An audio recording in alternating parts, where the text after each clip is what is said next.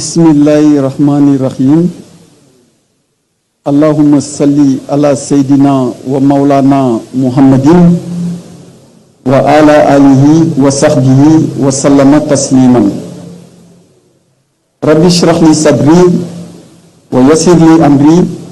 wahlul uqdatan min lisani yafqahu qawli. Sëriñ bi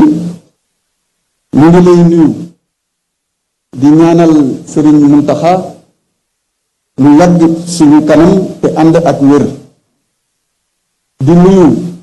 njabootu Sëriñ Tuuba gépp, di nuyu boroom xam-xam yi ak kilifa diine yi fi teew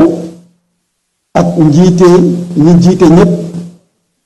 mbootaayu lislaam yi, di nuyu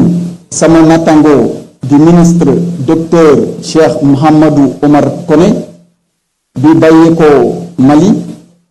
te yore fa lépp lu jëm ci wàllu diine. di leen wax assalaamu aleykum wa rahmatullahi taala wa barakatuhu. sëriñ bi am nañu mbégte mu rëy teew fii ci barab bu sell bi ànd ak délégation du président yónni ñu ràññee ci jëwriñ ji nga xamante ni moo yor lépp lu jëm ci wàllu famille madame le ministre Ndeye Saly Diop Dieng. ñu ngi ànd tamit ak le ministre Dame Diop nga xam ne moom le président dénk lépp lu jëm ci wàllu xëyu ndaw mi.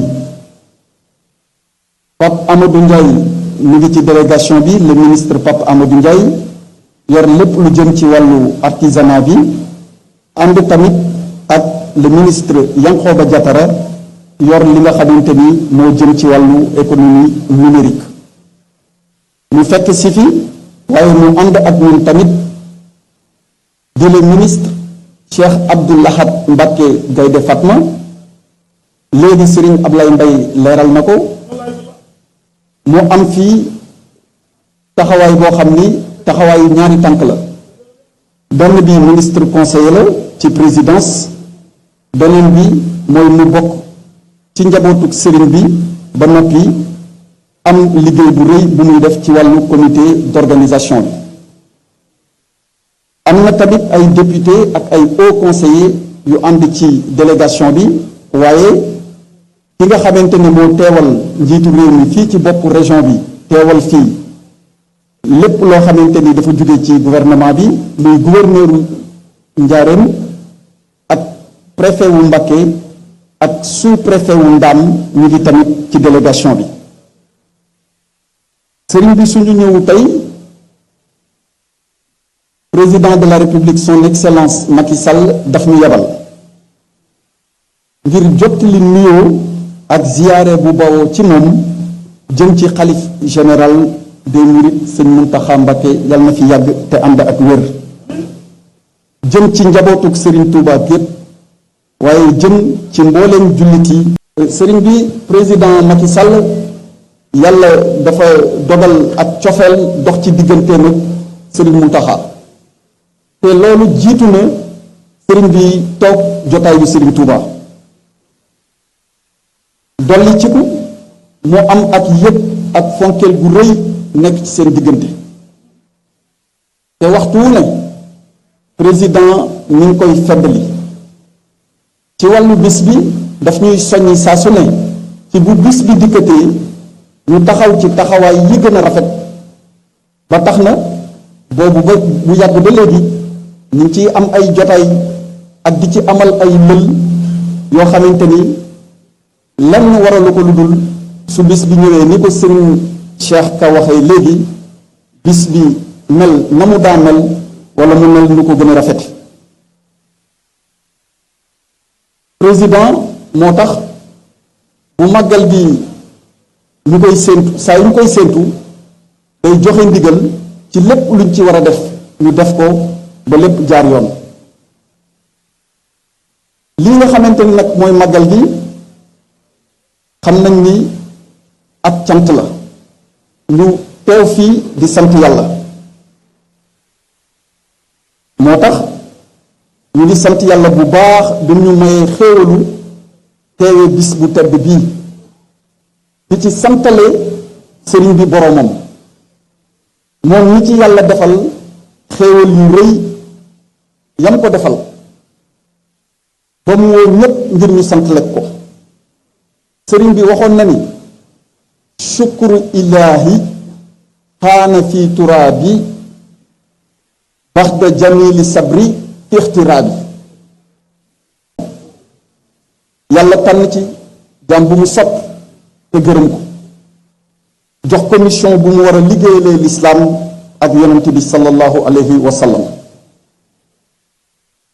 mu war koo jaare ci ay nattu ak i tiis waaye fekk na yàlla ca nattu yooyee lay dëxëñ ay mayam ak i xéewalam mu mel ni sëriñ bi dafa jël nattu yooyee def ko buntu yéegukaay ngir mën caa jaar ba jege boromam am fa cër ya gën a rëy fa yàlla taxañ yoonu gaa yi baax ni àgg ca maqaama ya gën a kawe te loolu lépp bu dul woon tukki bii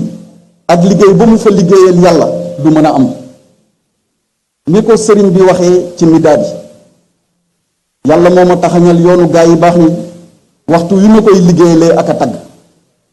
boole ca fajal ma samay aajo tàggatal ma ko te jàppandal ma ko moo la ko jox nga jël xéewal yépp delloo ko yàlla ci say wax ci say jëf noonu la ko sëriñ Basiiru Mbàkke mu baax ni leeralee tamit ci Minanul Baaxil Xadim dayoo bi sant am ci diine sëriñ Saaliw tamit daan na ci teg di wax ni doole ju sukkur am ci yiw kufr am na ko ci safaan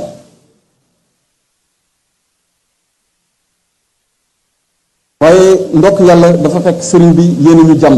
muy Cheikh Ahmadul Xadim yéene mbindéef yépp jàmm moo tax mu boole ñu ci cant gi digal ñépp ñu santle ko boromam ci li mu ko defal kon maa ngi ñaan yal nañu yàlla boole ci ñuy dugg ci cantuk sëriñ bi te nangul ñu ko